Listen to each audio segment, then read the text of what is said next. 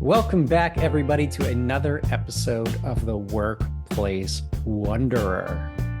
This has been such a cool experience for me doing this podcast. I've learned so much. And I know I've mentioned that before, but the whole purpose of this podcast was twofold. Was for me, as I venture into the organizational psychology, leadership psychology world and earning my doctorate in that space, and really transitioning my entire professional world into that space, the first goal of this was to meet as many people as I could doing this type of work and understand as many different perspectives as I can. I don't want to get pigeonholed into one mindset. I want to make sure that I'm exploring and expanding my mind in all ways through conversation. The other piece of this was so that I can get to know other people in this field too and learn who I can collaborate with. So it was twofold in terms of social interaction. One was to learn, but also one was to make connections and to network with people and to grow my network base of when if a job comes my way and I don't feel like it's appropriate for me, or I need to collaborate with somebody else on a job. The whole point of this is so that we can work and network together. So this episode, I'm excited to introduce our guest, who is Leigh Bassos. Hi, Leigh. Thank you for coming on. Hello, thank you for having me. I appreciate you joining. And the topic we're going to be discussing today in a broad sense, and I'm sure we'll get into some of the specifics, is leadership in behavioral healthcare. So, Leigh, do you mind introducing yourself to the listeners? Sure. My name is Jamie. You almost said it right, Bassos. Bassos. We get that a lot. I always do okay.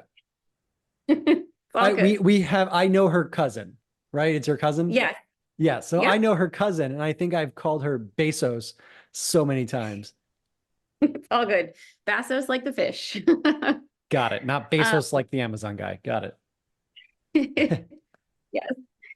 And I'm a board certified behavior analyst.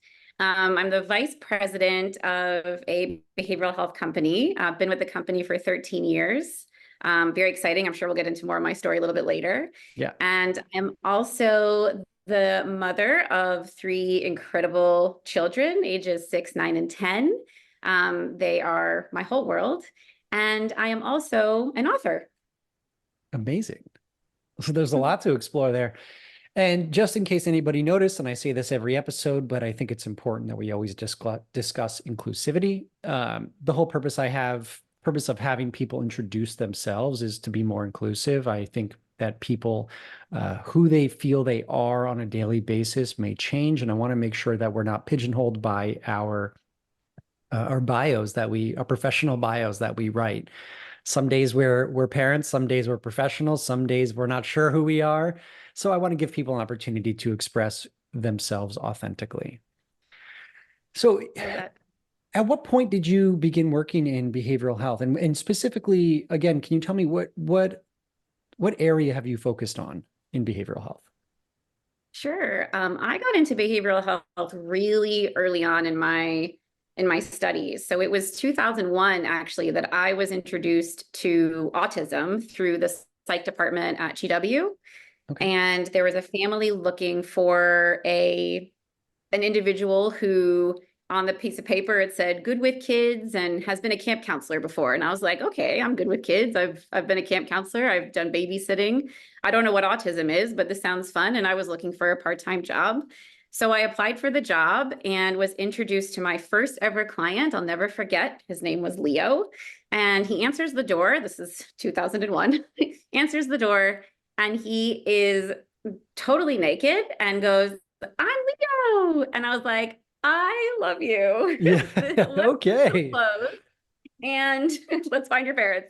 But I absolutely just fell in love with this client, this family, and the science of behavior. And it was in 2001 where I was first introduced to a BCBA, so board certified behavior analyst. And she trained me on verbal behavior, natural environment teaching, and all things applied behavior analysis. And it was just beautiful. It all made sense. To see his progress happen so quickly with the way that we were teaching was just magical. it all fell into place for me. And I was like, this is what I need to be doing with my life. I loved it. I felt like this was my calling. And from there, it just sort of spiraled. I went and found more families to work with. I got more training and education in applied behavior analysis.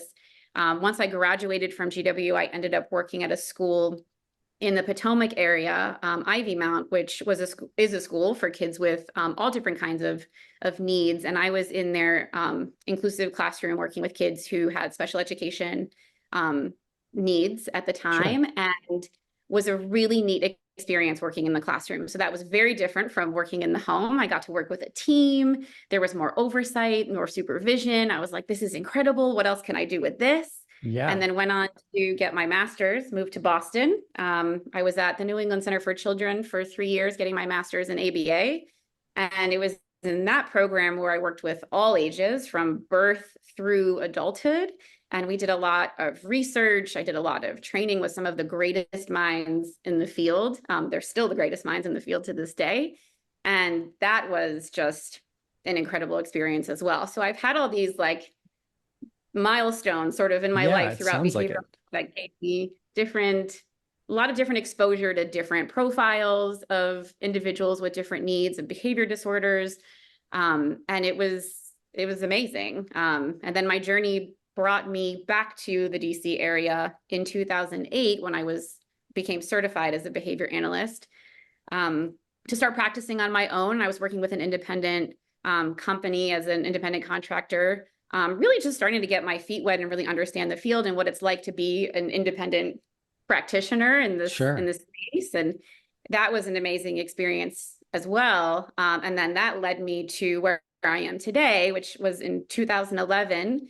I joined Continuum Group, and they were interested in expanding their current services. They were at the time primarily pediatric nursing, so they provided in-home medical care to medically fragile children, and they wanted to get into the behavioral health space. So they brought me in, and we collaborated to build out their autism division. And so Wow. here we are 13 years later. We're in 17 locations. We serve over 600 families nationwide, and it's been an amazing Incredible. journey. I'm really proud of where, kind of looking back at my story, it's kind of fun to talk about sort of my like inception and where I came from in behavioral health to where I am today. And all the people and experiences that I've had along the way have really shaped who I am and how I want to move forward in this space too. I mean, there's so many little pieces there that I'd love to comment on. And I hope everybody listening hears the buildup and the progressive nature of of Jamie's career. You know, it wasn't just like one day she decided to do something and it all fell into place. There really were those milestones along the way, and it was continued exploration of new areas and new concepts until you continue to find your niche and to kind of really gain momentum in the process. But I love that there was that. Well, just thank you, Leo. You know, that's what I keep thinking. Thank you, Leo. We all remember that first interaction that we have with a client or with an individual or a customer or whatever it may be that just says, this is what I want to do. And then watching that change process in Leo as you were learning and exploring new ways to help and teach. I can only imagine how incredibly fulfilling that was to just watch Leo change right in front of your eyes. Mhm. Absolutely. Yeah. And that was really the catalyst for me. It was that quick learning that happened using applied behavior analysis and using this technology to help teach this child who might otherwise not be able to learn these skills. Like it's a very specific way of helping to teach and shape and grow, with the family support, of course.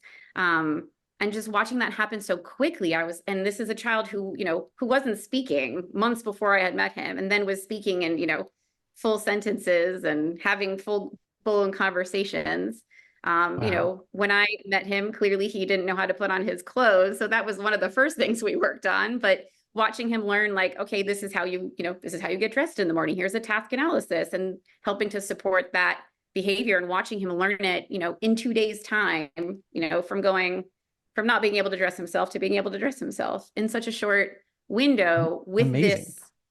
this, teaching methodology. I was like, wow, like everybody could benefit from this. Well, can I ask you, I mean, I don't want to get too much in the weeds into the specifics of this type of work, but I think anybody who's listening, who's watched this before know that I sometimes can't help my curiosity. Um, and as a systems guy, I'm looking at how much education is there in the work that y'all do for family. So how much are we helping the family also be able to adopt some of these principles and these techniques to help raise their children? Absolutely. Such a great question. And that's such a huge part of what we do is parent and caregiver education and support. I mean, with our company, it's expected and it's part of our programming that the parents are involved. And there's a lot of support along the way.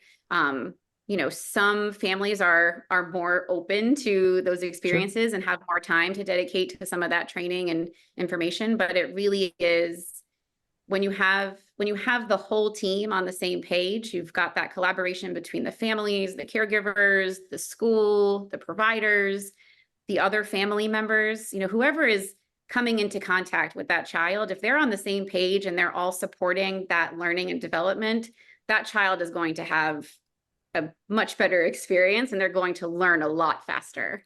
And we try to really Takes a village. talk about that. Absolutely. I mean, with any child, neurotypical or not, it Sure. really comes down to that support and that consistency across all the adults in that child's life. That's so true. The other question I had, and I'm just thinking about the listeners here, is that so we both come from behavioral health backgrounds, but could you mind, is there an easy definition to just discuss what ABA is? So how would we describe, is there like an easy way to just define it, or is it very complicated? No, Because it's I'm not thinking complicated. people hear CBT, they hear DBT. There's a lot of acronyms that exist out there. So I'm just curious if there's an easy way to describe what ABA is and how it can help somebody who's on the spectrum or anybody, I guess. Sure. So you're asking me to pull like a textbook definition. I'm not gonna be able to do that today. No, I don't want a textbook. I want your understanding of it. Yeah. Um, you're using the principles of the science of behavior to teach, shape, and modify socially significant behavior. So you're using concepts like reinforcement and you're pulling from different behavioral science technology and terminology to help teach and shape behavior that you want to see more of and also target the behaviors that you want to see less of.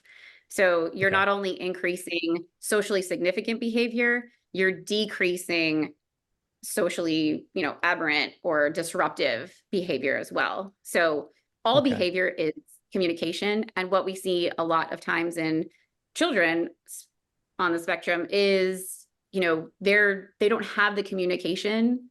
So they're not able to explain what they need and how they need it. So their behaviors can be, disruptive. They're throwing tantrums, they're throwing themselves on the floor, they're screaming, they're biting, they're hitting themselves.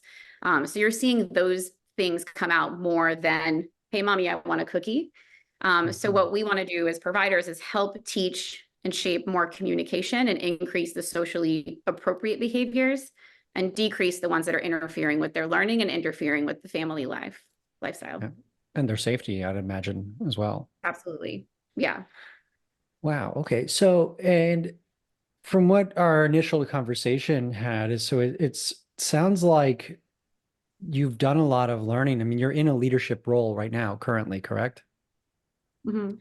So in this field, what are some of the aspects that you've seen that you say, hey, with some of the ways that I've been operating or some of the things that I've seen maybe from past mentors, other leaders in the field or maybe other clinicians can use this, and I would like to teach them that. So what are some of the principles or things that you're seeing that could be corrected? We'll start there first. Sure. Where I'm seeing the gap right now is really this like leadership pipeline with our clinicians. So in the field of behavior analysis, you have different practitioners. You have registered behavior technicians, you have board certified assistant behavior analysts, you have board certified behavior analysts, you have board certified behavior analysts with a doctorate degree. So you have all these different providers who over time can change roles. You can go from an RBT to a BCBA. Right. And then when you're in the BCBA position, you can be promoted from there by, doing a really great job at your job and being a great clinician, and then being promoted to clinical manager or director or an executive. And there's not a whole lot of training and support for the clinicians on leadership and management, how to be a boss. There's a lot of training on the clinical side of things. So everyone's a really great clinician, but nobody knows how to take on more responsibilities when it comes to managing the people and the staff that they're supporting. Sure. Clinically, maybe yes, but from a leadership perspective, no. And so what we're finding right now in the field, it is a high turnover space. Like, it's a hard job. You're working with families who have challenges. You're working with, individuals with behavior disorders. It's a lot of just high pressure, high demand, high stress every day. When you're going into this workplace, you want to feel like you have a support system behind you, like your boss that you're reporting to has your back, and Right. you can go to them with concerns, with mistakes, with challenges, with questions, and not feel like, oh, I'm going to get in trouble for this, or they're going to think I'm not good at my job because I'm asking this question. So creating that psychological safety and that work environment of having a trusting and vulnerable work environment with your boss and with your colleagues is very hard to find in our field. Wow. And so we're along, the turnover already is high because of the high demand and high stress job. And then you're seeing people leave jobs because they don't like their boss. They like what they're doing and they love their clients, because you do get very connected to these clients. It's hard not to, but it's their boss. And they're just, this disconnect of, I can't do this work anymore that I love so much because I cannot work for this person. And it's because of the lack of leadership development and leadership skills that the directors, the managers, and the executives are lacking. And Right. so there's this gap that I want to help fill in my field and in healthcare in general. But, I'm starting small. Well, I think it's a very noble cause. So, and I can tell you from working in a different area of behavioral healthcare that is a pretty large issue in almost every organization in behavioral health. And I'd even be willing to bet and expand that out to most organizations.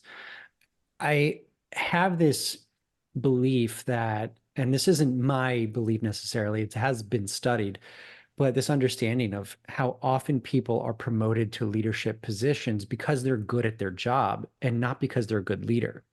And oftentimes those people don't even want to be a leader because it scares them, or they don't know what to do with it.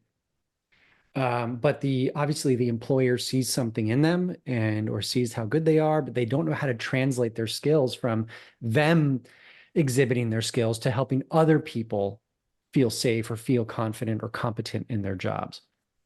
And so I really appreciate the cause that you're going after, and I think it is so important. We need the behavioral health field, and I say we just because I've been in it for the last 10 years.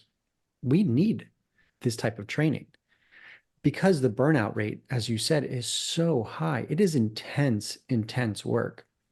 And I believe that somewhere along the way, we have become so focused on the wrong area in this work, of where to put our energy. And this may sound controversial at first, but once I finish what I'm saying, you'll understand.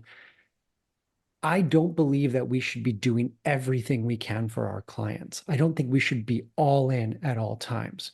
What I think we should be is all in at all times for our teams and for each other within the team of the unit. Because if we want to actually serve our clients, we need to feel supported. We need to feel safe. We need to feel rested. We need to feel on our A game if we want to actually show up for our clients in our best way. Because right now, the way that it's happening is everybody's racing to the finish line to burn out. And so everyone is operating at a diminished capacity, and it doesn't make sense.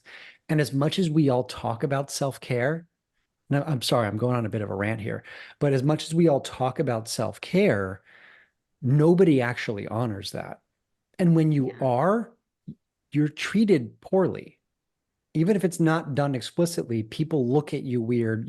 People talk about you behind your back. If you're saying, "Hi, I'm taking a break," or "Hey, I have too many clients. I'm not doing that." If we hold boundaries, there's almost this expectation in the field that we need to take away all of our boundaries and just exhaust ourselves for the job. And that's wrong.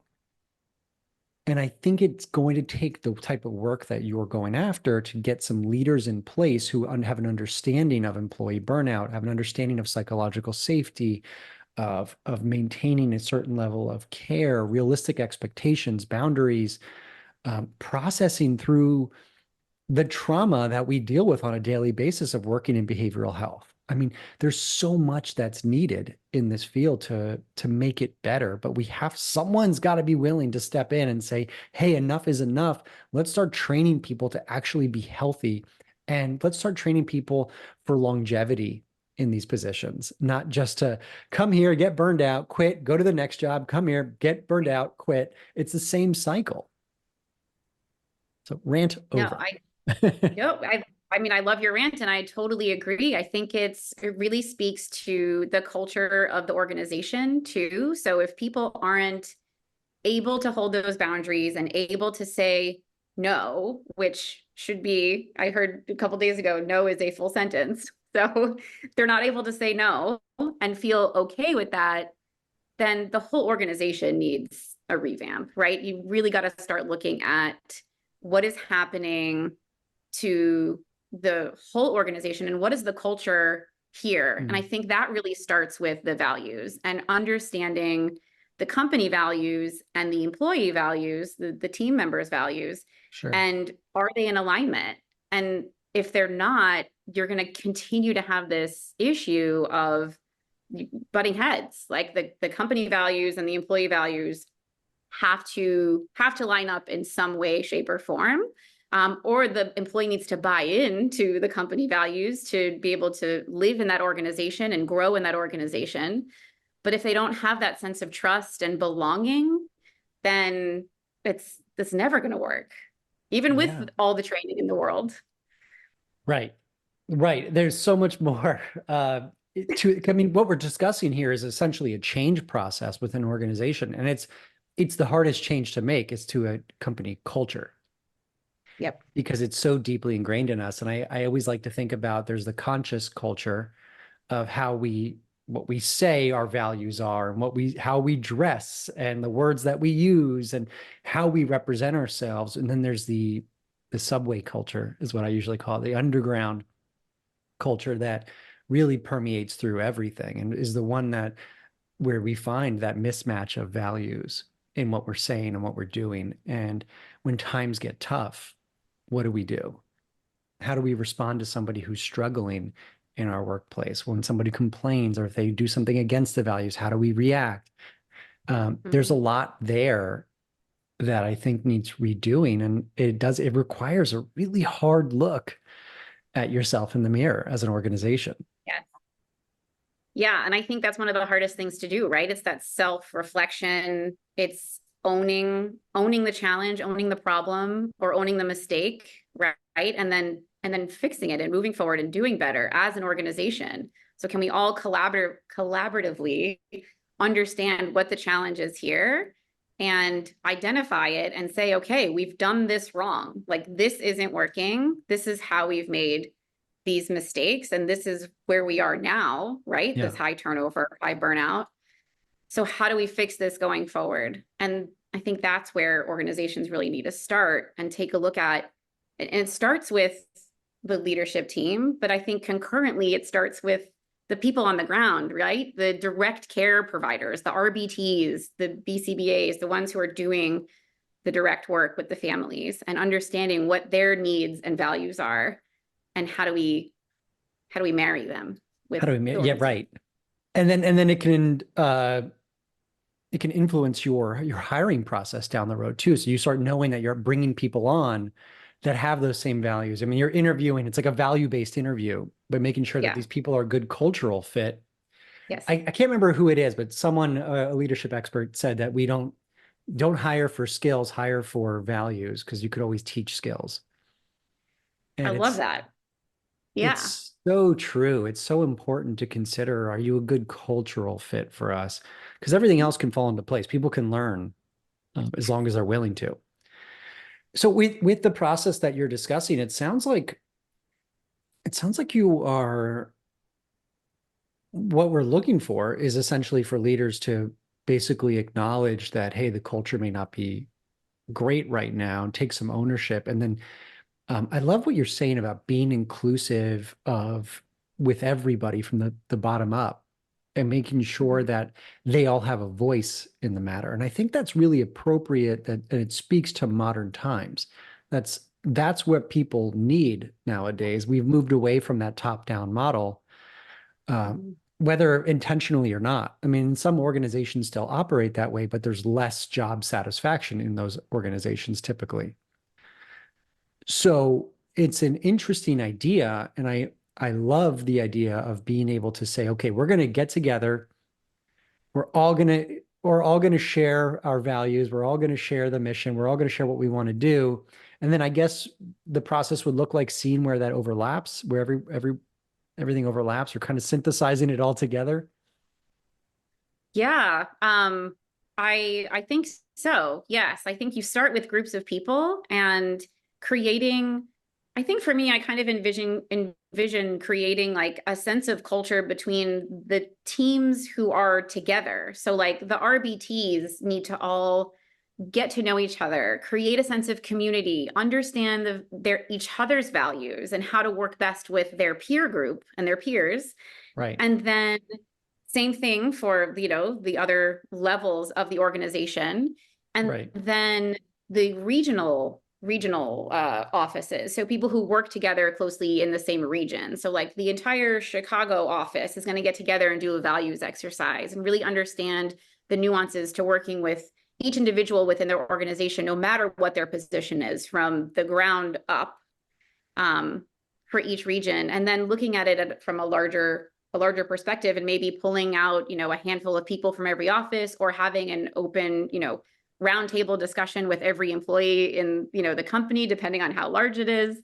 But I really think it starts with creating a sense of community amongst the team members who are working together on Yeah. a daily basis, or who have the same job across the organization.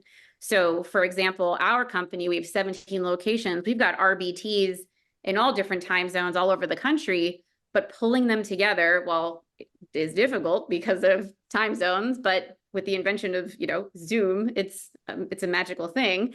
We can pull everyone together. We can get the team together, allow them to get to know each other, so that they can, learn from each other and experience this company as a community and not just a job. Because again, like, nobody wants to do a job they don't like every day. And being an RBT is really, really hard. I mean, you're the Yeah. one with the client all the time. It can And feel so lonely, having I'd imagine. absolutely, right? You're like, you don't want to be on an island doing this work. Right. So having that network of peers who are all doing the same thing, also by themselves, but having that opportunity to come together and create that culture of collaboration and collectiveness and togetherness and trust, right? That's gonna permeate up, and everybody is gonna feel that from the ground up. And then you Hmm. also do it from the top down. So it's, same time. So it meets in the middle. Yes. I think that's really smart. And I see what you're saying here is it basically bringing in the individual teams together. I think initially that does create a level of safety, a level of belongingness. I mean, you're meeting essential human needs through the work and through team building, essentially, which is really, it's an incredible idea. So have you done some of this work with your organization, and have you seen the results of it? We have done some of this work, yes, not all of this work. So we Okay. are starting to do more of this work. My role has recently sort of shifted into more of a leadership development and training Awesome. position. So yes, yeah. So I'm able to spend more time doing more of this work, which is amazing. And I feel very fortunate to be able to do that with this company.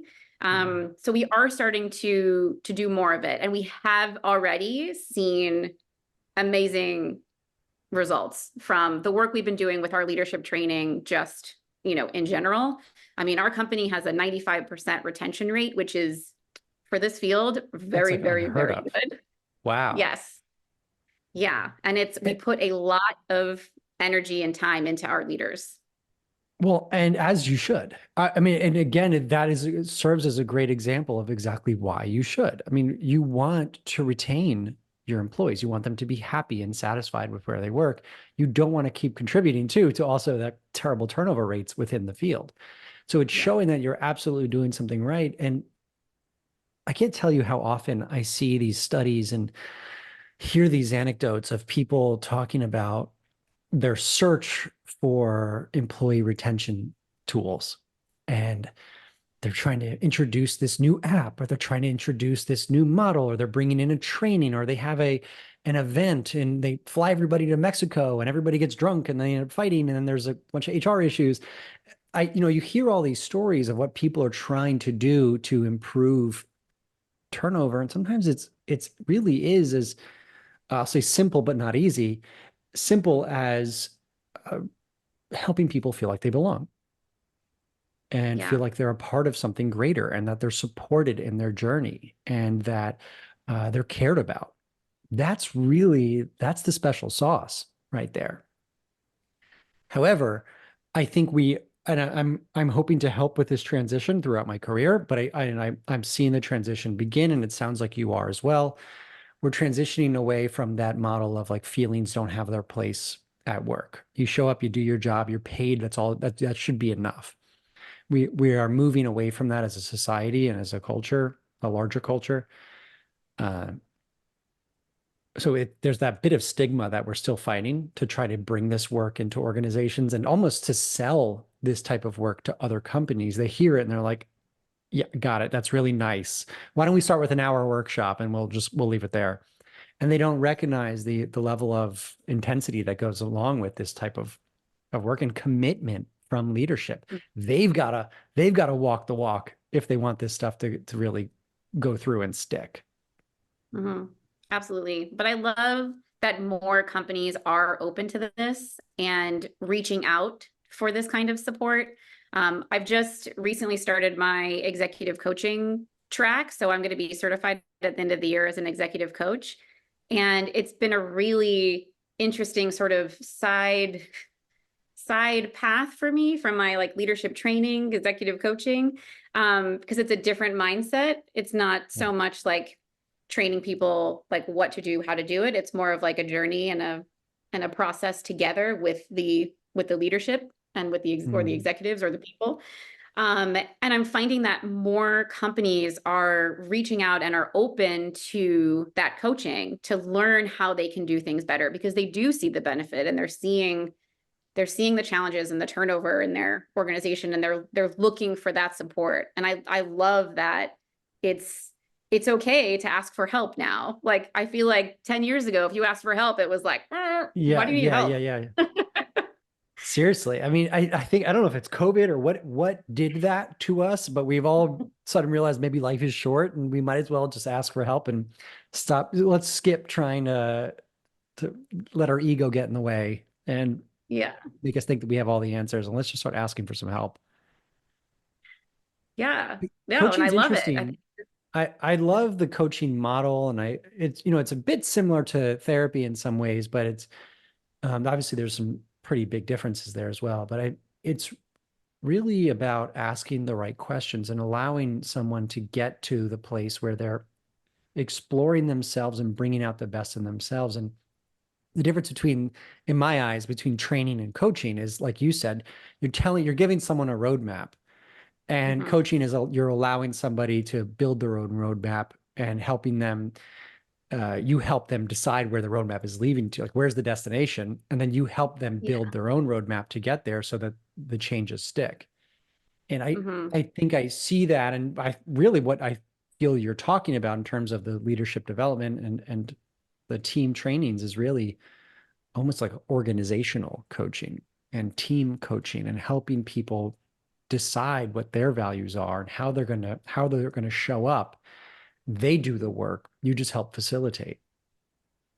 Yeah, no, absolutely. And I love that, having people build their own roadmap, because that's exactly what it is. You're sort of along, you're like along for the ride with them, and they're Yeah. on this, change journey, and you're just there to help coach and support and get them thinking about the right things with the right questions. And Right. it is such a it is a unique experience. And again, I'm still so like new to it. And I love how different it is from what I've been doing and how I've been coaching or training. And I've been sort of weaving it into my touch bases with some of my team members and seeing how it can, elevate their experience as a leader too, and help support their journey as a leader. And I love seeing like the light bulbs go off, and then Yeah. they're taking notes and, what am I going to do next week, and setting goals for themselves and then checking in with me. It changes the relationship. It changes the dynamic. And I love that you can also help support those leaders in learning how to coach their team, their clinicians, and giving them some of those tools and that technology to be able to support the people on their team that they want to see, move into those leadership positions. Yeah. Yeah. I'm sitting here thinking like the power of good questions and how much it Yeah. just somehow a really good question that gets somebody thinking, it can just be such a trigger for a chain of events towards self-improvement. Mhm. And I could see it with what you're talking about is leaders talking to their team members and learning to ask those types of questions and listen. Instead of trying to be problem solvers at all times, just ask questions, uh, which, by the way, is also not that easy. I think people underestimate one, the design of good questions and being able to think of them on the spot, and two, the restraint it takes to not just be like, listen, here's how you do it. Just do it like I said, okay? This is so much easier. I can skip all this pain and just do it. Yeah, It's that really is hard. the hardest. It's the hardest part of the conversations for sure. I don't know. I hope it gets easier. I've been telling people what to do for so much of my career that it's like definitely like a moment of like, I've got to Yeah. just keep my mouth closed and not give them the answer, because also my answer is so different from the answer that they end up coming to. And I think continued exposure for me on that is going to help reinforce my ability to not jump in or not want to jump in all the time. Yeah. You have to let them learn. And I think the reality is that people don't learn when they're being told what to do all the time. They're not learning themselves. We learn by exploration. I think no matter what, that's in the end. Um, but it's a challenge. It's a challenge to Mhm. switch from one method to another. And it requires us to have longer term thinking Yep. of us going, this isn't about hitting the nail right now. We're teaching them how to put the nail down, to pick up the hammer appropriately, to swing the hammer, and letting them figure that out on their own over time so Yeah. that they don't have to come to me every time they need to make a decision. There's a book by Simon Sinek called The Infinite Game, where it's basically the whole concept of it is the success of many organizations that have shifted away from short-term to long-term thinking in all areas. And the success that they've had by doing that is incredible. And again, Yeah. I just want to be clear because I hate speaking in generalities. Um, I guess saying that I hate speaking in generalities is also a generality. But anyway, the idea of there are times where we do have to tell somebody what to do. And you got to be able to have the situational awareness to read the room, right? Of like Yes. somebody comes to you with a question and you're like, well, what do you think you should do? They're like, just give me the answer. Yeah. So you've got to find the right time and place when to coach, when to mentor, and when to teach. Absolutely. And I think a good leader knows how to navigate all of that and decide which one is appropriate. And it's how do you teach that to somebody? How do you teach that finesse? Because it is Yeah. like an art. When you're having a conversation with someone, how do you know when to answer, when to ask, when to tell, when to teach? There's actually research that tells you that gives you that answer. From if I remember reading last semester, there's a combination of I think 3 or 4 traits. One is time and experience, which Mhm, obviously takes time to gain, is that experience. One is mindfulness, mhm, one is education, and one is a mindset of like a transformational leadership mindset. So you're constantly looking for opportunities to help people grow, but having that mindfulness to know when to apply it and when not to. There's this concept, it's like ambidextrous leadership, I think is where I learned that, where that's the theory that they decide, where basically you're switching between transactional leadership and transformational leadership. So I love anyway, that. sorry, nerd moment No, it's there. awesome. I'm doing actually next week I'm going to Vegas. We have a 3-day annual summit that we do for our executive and leadership team. And I'm doing a 2.5-day workshop on all of the different styles of leadership. So transactional, translational, EI, daring Yeah. leadership. So like the whole gamut. Just to help people understand that it's not just leadership. Like there's so many layers and so many things to unpack within yourself also to understand which one you kind of fall into, or where you feel most comfortable, or what resonates with you as a leader, and how you want to be perceived as a leader, but also how you are as a leader, because there's perception and then there's actually how you actually are. Yep. um, so there's so much there. I'm so excited. Oh my God, I would love to hear this presentation.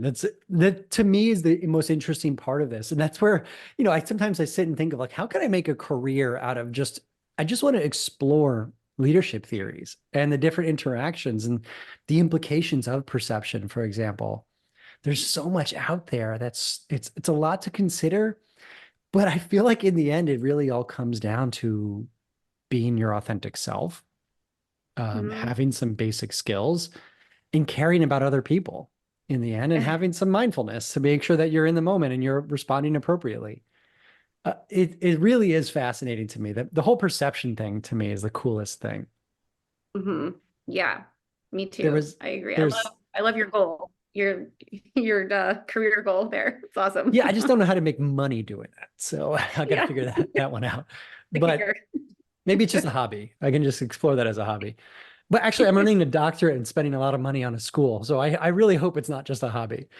Um, Yeah, there was something else that we read last year about perception that always stands out with me of the little nuances of understanding your audience and Mhm. altering your behavior or even your style to your audience, to making sure that you're trying to be perceived in a certain way that still though has to be like intertwined with your authentic self.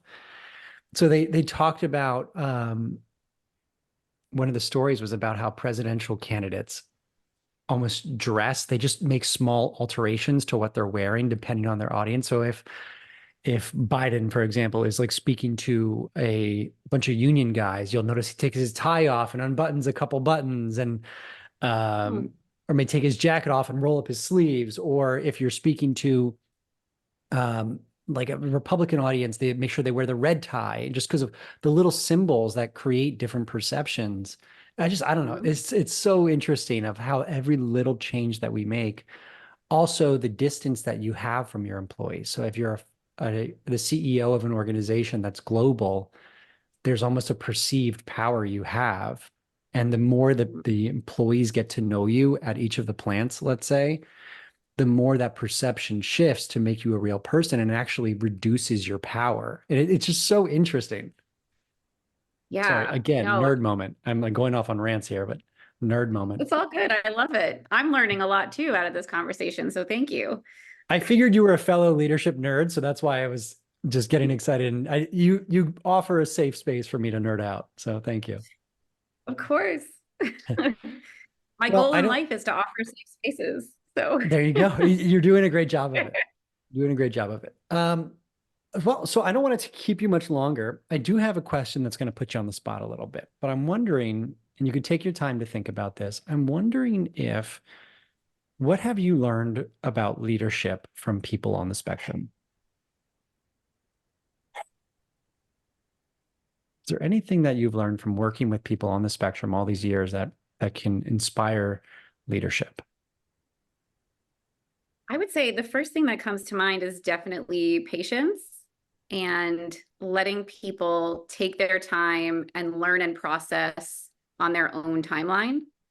You know, not everybody is going to be a leader the second they step into a position, and allowing that person the opportunity to learn and grow and be patient with their timeline and the way that Mm, they need to learn is going to be really important, because not everybody learns the same way. And we learn that from working with the autistic population.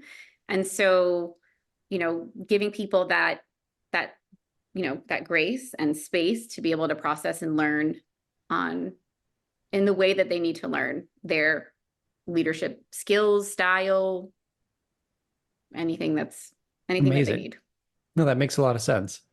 Now, have you learned anything from the patients that have taught you or the clients that you've worked with? Is there anything that they've taught you that's helped you take your walls down, or something that someone who is neurodiverse, is there something um, that you pulled from them, that you learned from them, that maybe inspired your journey or inspired who you are as a person? Yeah, I mean, I would definitely say inspired who I am as a person, yes. And I think a lot of that happened in my early career when I was in like on the ground working with Okay, them. So in the sure. classroom, in the homes, working with the families on a daily basis, like that all shaped who I am as a parent, how I talk to my children, how I talk Yeah, to other people's children, how I establish relationships with other parents and other children. So so much of who I am today as a person and as a social being is from all those years of experience working with this population, working in the home, working in the school, working in the community, being able to navigate challenging situations with my kids and with other people's kids, because it happens all the time. I mean, right. with typically developing children, there's going to be problem behavior. And so understanding that behavior is communication at my core always helps me navigate a challenge, whether I'm out of the house, whether I'm in my own house. So a lot of that has definitely shaped me. I wouldn't, say so much of my leadership style has come from that.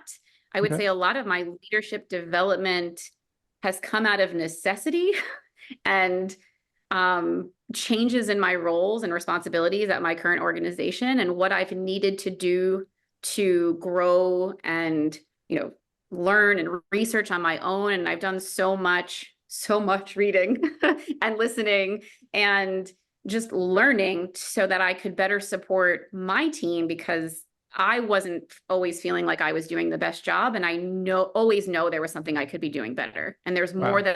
there's more that I could do to support them. So I just continued on that leadership track. And here I am today, still not done. Yeah. Lot to learn. That's an amazing example of a growth mindset. It's you continue to pursue excellence, continue to pursue getting better and better at your craft and being a better leader and serve the people around you. So I commend you for that.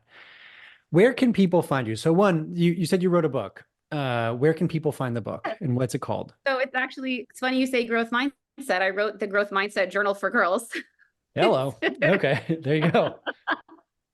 I wrote the book. It's a really, really sweet journal for girls ages 7 to 12. You can find it on Amazon. Um, Okay. I'm on Instagram. My what do you call it? Handle? My Username, I I guess think. Yeah, username username. is lean underscore into underscore leadership. So lean into leadership. Um, I'm in the process right now of developing my own LLC to provide executive coaching. So I'm really excited about that. So Okay, awesome. it'll be announced soon. Um, and that's where you can find me. Awesome. Okay, so and LinkedIn? Oh, I am also on LinkedIn. Yes. Okay, great.